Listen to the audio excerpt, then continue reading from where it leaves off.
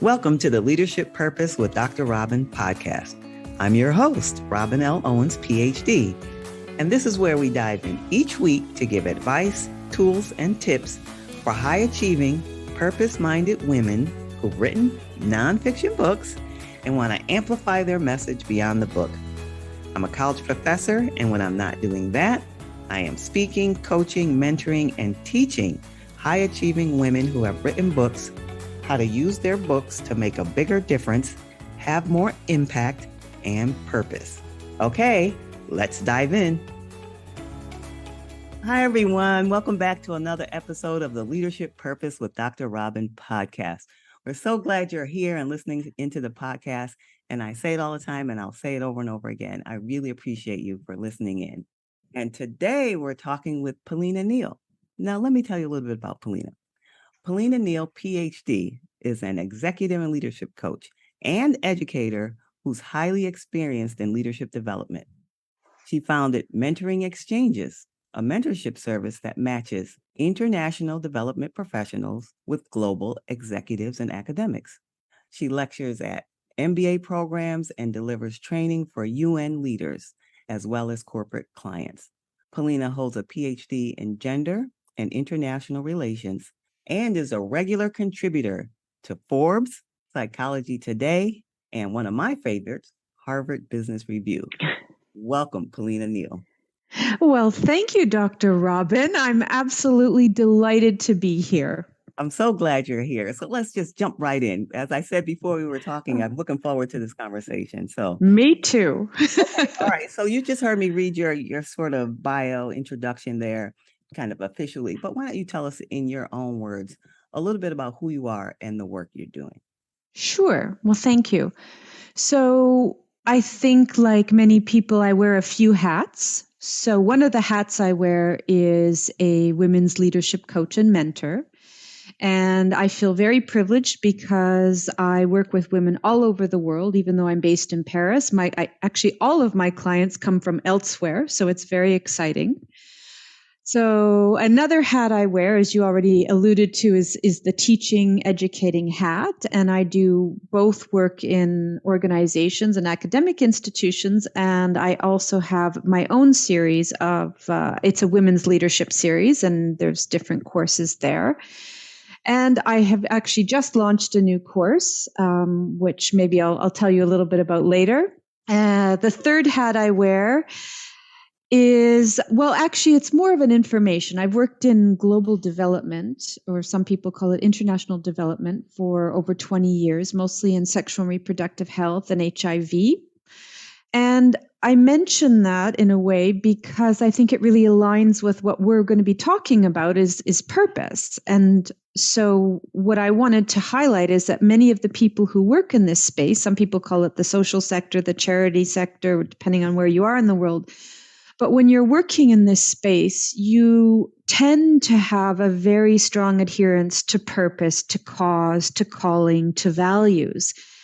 And this actually tends to well, it certainly has driven me in my life, but it's something that's very behind and motivates my clients. So, it's the women's leadership coaching, the teaching, and I happen to do it a lot of it in the space of international development, which for me feels very much like both a privilege as I get to live out my purpose.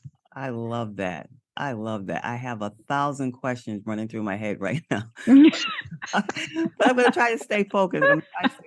Here. But I just can't let that go. So how did you get into this work? What led you to this focus? You can start with any of those areas or whichever one came first. So I think, I'll try and do this very rapidly, but what ended up happening is I did a degree in business when I first finished university, and I started working in the transportation sector in Canada, where I'm originally from. And I realized very early on that this just did not light me up. The industry, the work that I was doing. And so whilst that felt a little bit disappointing, on the other hand, it was absolutely fabulous information, because I realized fairly early that I needed to be aligned with my values and my passion. That's what drove me. And so I needed to find that. And so that took me into education. I did a master's and PhD in the UK. It was in gender and international relations. I was absolutely fascinated by what I was studying, and I'm sure you can relate. I can. And what happened is I was actually the only one in my cohort who didn't go into academia. So I was doing a lot of research around power, specifically power and women's ability to make choices regarding her sexual and reproductive health. So I chose to take a role with International Planned Parenthood, which is located in London. And so that's how I got, this, we're going back almost 25 years, 1998. That's how I got into sexual and reproductive health, global development. However, what I was doing in that space is I was working always on the people development, leadership, organizational development side. So I got to combine two of my loves, my love for helping and, feeling like I was making a difference in the world, and also my love of trying to make things better. And that was more the business side. So that took me, that gave me a long career, over 20 years working in that space. And then I think it's about 10 years ago now, I decided that I wanted to do some additional education, and I did a postdoc, and I also trained as a coach. And I was so moved by the coaching experience. And what's a little bit ironic, and sometimes I shudder when I even think of this, is that I had been organizing coaching for other people for years as part of developing leadership development programs, but I'd never had it myself, let alone any training. And so when I trained as a coach, to me, it was such an amazing experience in terms of, again, and I absolutely don't want this to sound trite, but for me, it felt transformational in terms of just highlighting how resourceful we actually are as people. And I wanted to share this with everybody. And so my tribe is the International Development Tribe. So I started my own boutique practice. I had taken, I had been organizing mentoring and doing mentoring. I had been doing training, and now I was adding coaching to the mix. So that's how I came here, so to speak. I love that. So what prompted the move to take that coaching program? Were you already thinking about doing your own work in that, or what was the catalyst for that? I think that's a great question. I think I had been doing, I'd been working in the organizational development space for a long time. Lots of training. And I felt frustrated. I felt like there's a limit to what training can do. It's one part of learning and education. And I started to hear more and more about coaching, and I started to also wonder, how can we make this more impactful? How can we actually leverage the training or leverage whatever interventions you're offering? And for me, that got me interested in coaching, and that's what led me to train as a coach. And I decided, as I was living in France at the time, I did one training in French and I did one in English. So, it was very interesting. That's a whole other kettle of fish, but yeah. Well, that's amazing. And it speaks to your facility with language to do that, both programs in different languages. Yeah, that's amazing. So, but you were preparing. I like this story, so I'm kind of probing a little more. Okay. So you're preparing then to do your own business in coaching when you're training. Okay. Yes. If you permit me, I have another piece to that, because I know I mentioned right at the beginning that I do focus on leadership coaching for women. So up until now, that kind of gives you some context about how I started my own practice. Well, then I had this amazing experience that influenced I've always been interested in gender and women's empowerment. That's a long theme, but there was quite a catalytic moment. And so when I first started my coaching practice, I'm absolutely not ashamed to say I didn't have a lot of clients. I wasn't a known entity yet. I reached out to my network as best I could. And so I had a group of clients. And so there was no intention. I was reaching out to everyone and anyone, so to speak. And so I had a group of clients, and what was happening is it turned out that I had this group of women who happened to be fairly senior, a little bit older. I'd say that the youngest was maybe 40, very experienced, talented, successful women.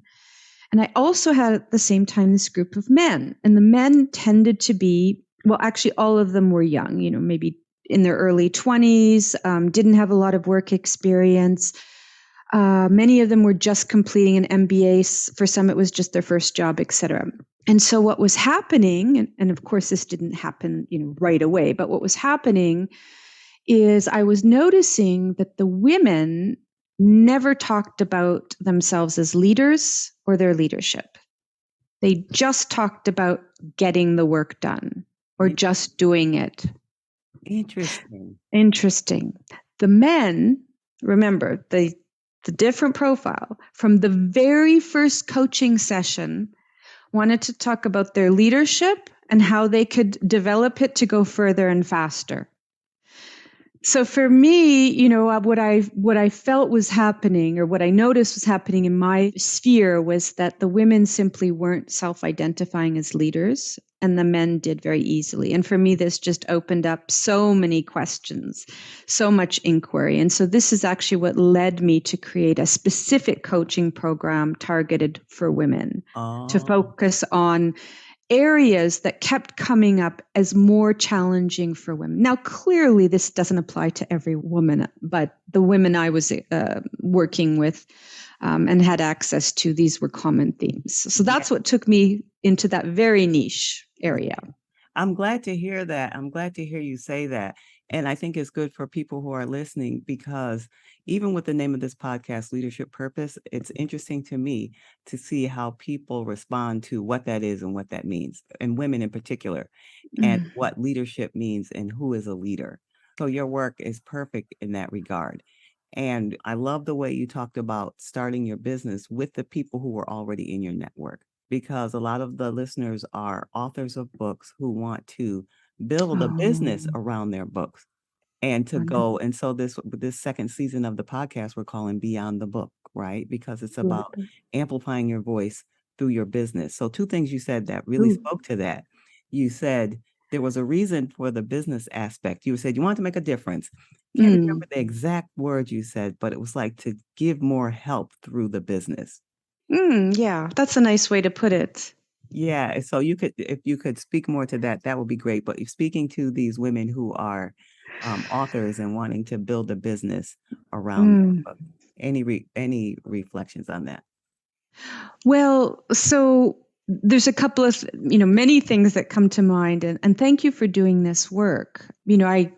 In full disclosure, as I said earlier, I've just launched an online course, and it's called Network to Amplify Value. And it's all about helping women make connections in a way, of course, that aligns with their values, their personalities, and goals, so that they can actually create more value for themselves and others. Yes. So I think, when I think about your audience and how one of the things that they want to be thinking about, it's definitely this whole idea of reaching out and recognizing that you're not alone, and you don't need to do it alone. And actually, you'll go a lot farther when you are reaching out. So there's that piece. The other piece, that I guess I would say is I've just launched my course, and I think it's probably similar for a book or a podcast, whatever you're putting out there. The lowest common denominator, I think, when you put something out into the world is this idea of feeling vulnerable, and also this act of bravery. And so you're actually holding two often competing feelings about, feeling very vulnerable and exposed, and oftentimes not recognizing your act of bravery. And so I think that number one, it's really important for people to remember that that's perfectly normal to have these two different, quite strong competing emotions, and, get curious about what that means and how you can leverage whatever that's telling you. It's great information. And I also think that it's really important to remind ourselves, and this is really, I have to practice what I preach too. This is this is not just for other people. I think it's important to remind yourself that regardless of whatever quote unquote success you have in the marketplace, that's important. But I think what's even more important is the act that you took, that act of bravery as part of your leadership development, your growth as an individual. And that's a success that needs to be celebrated. And I think a lot of times that's under recognized, and we need to bring more attention to the fact that you did it. Yes. Period. Yes. Yes. And you said you can relate to that. I could relate to it too. Even before I started this podcast, it was on my mind and heart. I would have to say at least 2 years before I actually stepped out and did it. Well, congratulations. Because of what you're talking about. I'm like, do I want to put myself out there like that? You're opened up to just exposing yourself and thoughts and ideas, whether it's through a podcast, a book, a business, whatever you're doing, right? And absolutely. So I certainly understand, and that balance that you talked about, having both of those feelings at the same time. Yeah. So thank you for sharing that, because I'm sure there are many people who could relate to it as well.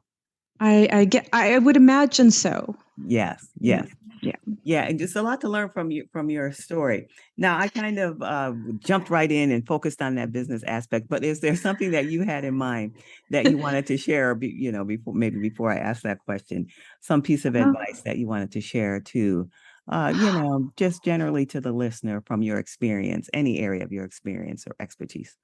Well, I think, again, I have a very, very strong,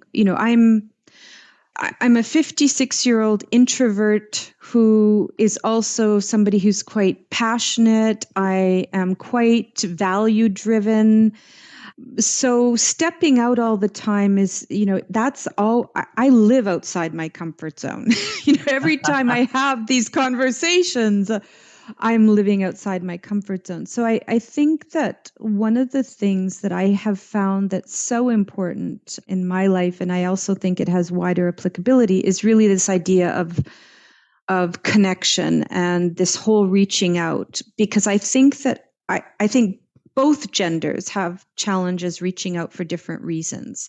But in my experience coaching now hundreds of women around the globe, I do find that women find it quite difficult to reach out for help, especially in the professional realm. And I think that, for example, when you understand the benefit that the reaching out not only brings to you, but those associated with you, I think it starts to change the dynamic. So, for example, when you look out and you extend your circle, you create an opportunity to advance your career. And the more visibility you have and the bigger the network you have, the more you can help others. So not only are you advancing yourself, but you're extending that to your circle. So, people forget about that. When you reach out and create more impact, you can accomplish more. So you can actually reach more people. When you access support, not only do you get support for yourself, but you can also give support when you are connected. And so I think also it's an opportunity to really amplify your voice and then create more opportunity for others to express voice. So I think sometimes, unfortunately, whether we call it networking, relationship building, connection, whatever word we put around it, I think sometimes because there's misperceptions or it's got an ugly word associated with it, you throw the proverbial baby out with the bathwater. And what I like to encourage, especially women, to think about is how you can bring more connection into your life so that you can achieve the goals that you have for yourself, and that you can also continue to contribute more in the way that you'd like to. And everybody wins. Yes, such wisdom, such wisdom. clear your Thank you. experience has led you here to this moment to share the kind of insight and wisdom. And is there anything else that you wanted to share with us before we tell people more about where they can be in touch with you? Ooh.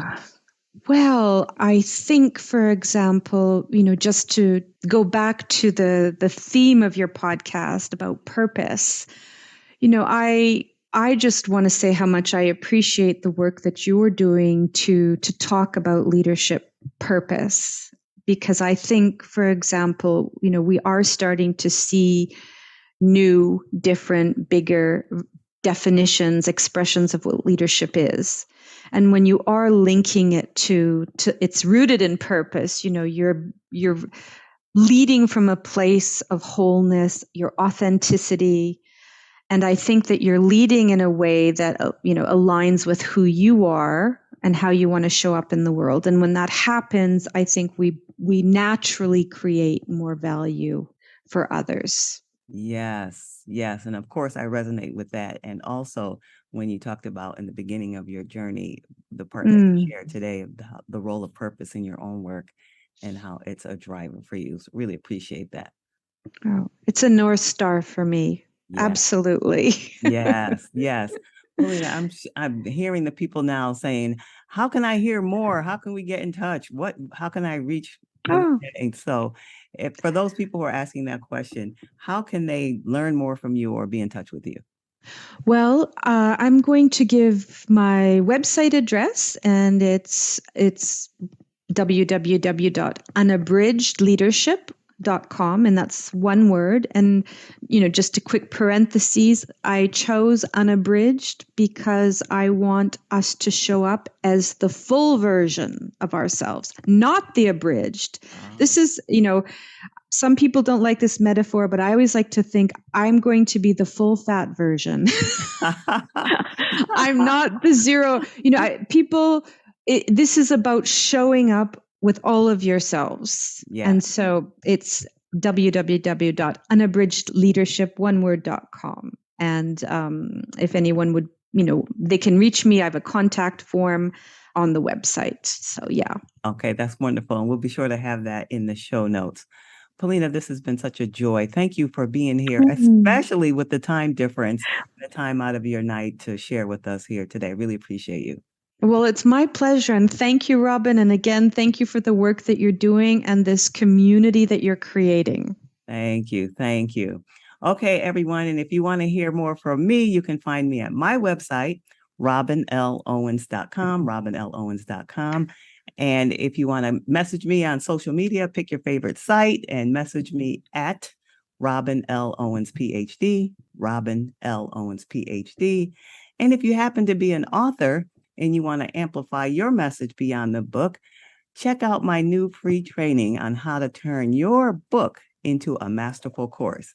And just head on over to createmasterfulcourses.com, createmasterfulcourses.com. And until next time, this is Dr. Robin. Thank you for tuning in to this episode of the Leadership Purpose with Dr. Robin podcast. If you enjoyed it, head on over and rate and subscribe so you never miss an episode. New episodes drop every week, and I can't wait to hang out with you again soon. Meanwhile, this is Dr. Robin signing off. See you next time.